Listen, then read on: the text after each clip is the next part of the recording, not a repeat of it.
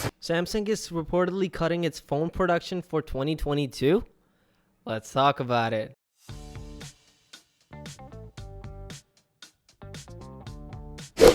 Welcome to Clean Tech, home of daily technology news and reviews, and today we're going to be talking about the fact that Samsung is reportedly cutting its phone productions for this year, 2022. Today's video is brought to you by Clean Router. More on them at the end of the video. So the decrease in production is basically another sign that companies are starting to battle down the hatches. Let's jump right in. Samsung is reportedly scaling back the number of phones it's planning on producing in 2022 from 310 million to 280 million, according to SamMobile, which cites a report from Korean outlet Maeil Business News. In absolute terms, that's still quite a lot of phones, but it's a relatively sharp decrease from the company's original goal and from the reported numbers of phones it and its partners produced last year. It seems that there may be a trend of manufacturers preparing for the economy to get worse before it gets better.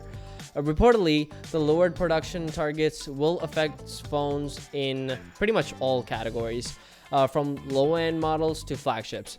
In a way, cutting the production of its less expensive phones sounds counterintuitive. Like, you would think, wouldn't more people turn to those during an economic downturn? But it tracks when you consider that the alternative is just not buying a phone at all.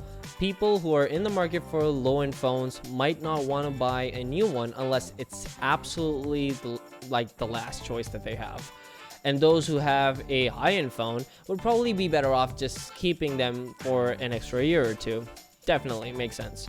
Samsung isn't alone in feeling the effects of a continuing pandemic, the Russia-Ukraine war, which has resulted in the company, along with many others, halting shipments to Russia, and ever-increasing inflation.